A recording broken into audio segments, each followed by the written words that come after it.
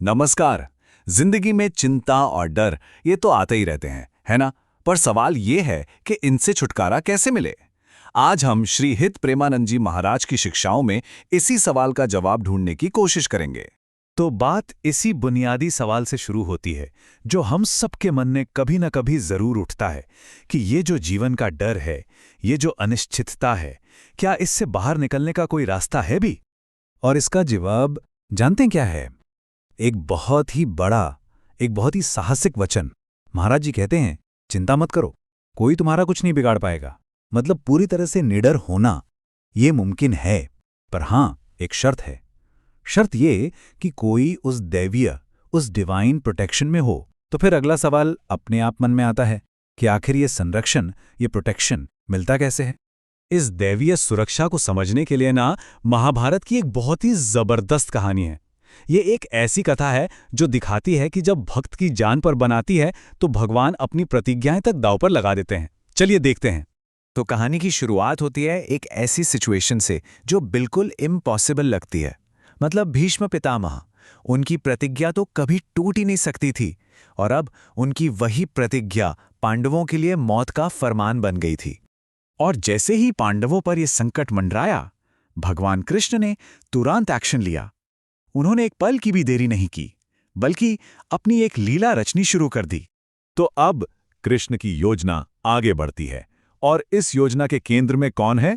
द्रौपदी, जो अपने पूरे विश्वास और भक्ति के साथ इस दिव्य खेल का हिस्सा बन जाती हैं। और बस यहीं पर वो हो गया जिसकी किसी ने कल्पना भी नहीं की थी। भीष्म पितामह ने बिना सोचे समझे द्रौपदी को आशीर्वाद दे दिया। एक ऐसा आशीर्वाद जो उनकी अपनी ही प्रतिज्ञा के एकदम खिलाफ था। एक तरफ उन्होंने पति को मारने की कसम खाई और दूसरी तरफ पत्नी को अखंड सौभाग्य का वरदान दे दिया। जैसे ही भीष्म को एहसास हुआ कि उनके साथ क्या खेल हो गया है, उनकी नजर दरवाजे पर पड़ी, और वहां स्वयं भगवान कृष्ण द्रौपदी की जूतियां उठाए खड़े थे।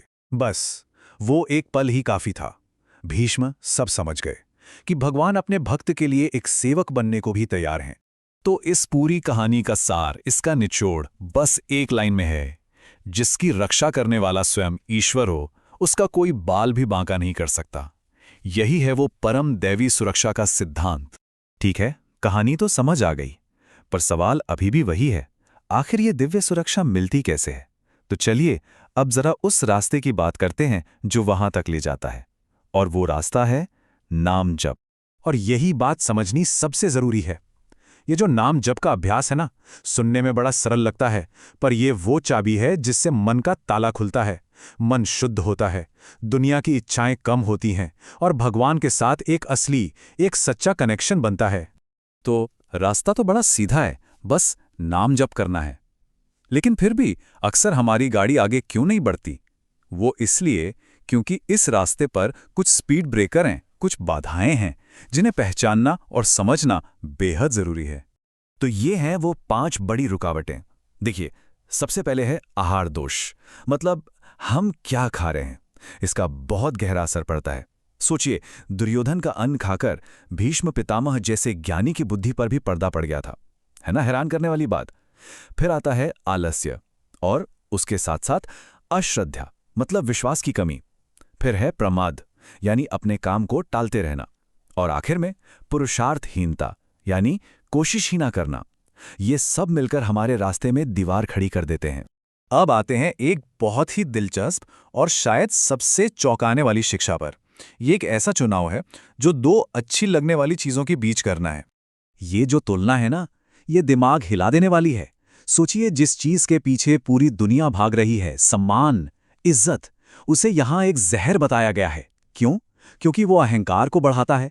और दूसरी तरफ अपमान, जिसे कोई नहीं चाहता, वो एक दवा की तरह है। कड़वी जरूर है, पर अंदर के सारे पाप, सारी गंदगी साफ कर देती है। तो एक साधक के लिए असल में कौन सी चीज फायदेमंद हुई? अपमान। ये सुनना थोड़ा अजीब लगता है, पर इसमें बहुत गहरी सच्चाई छुपी है। तो हमने रास्ता भी देखा, रास्ते की रुकावटों को भी समझा, और एक ऐसे सच को भी जाना जो शायद उल्टा लगता हो। अब ये साफ है कि डर से आजादी का ये सफर एक चॉइस है, एक चुनाव है, और ये रास्ता हर उस इंसान के लिए खुला है जो इसे चुनना चाहता है। और अंत में वादा यही है कि ये जो नाम जप का अभ्यास है, ये कोई मजबूरी या काम नहीं है, बल्कि ये एक न्योता है आनंद के, खुशी के एक ऐसे सागर में गोता लगाने का जिसकी कोई थाह नहीं। तो ये विश्लेषण इसी ख्याल पर खत्म होता है कि हर एक पल बहुत कीमती है, हर पल एक मौका है। असली सवाल तो बस इतना है कि चुनाव क्या किया जाता है।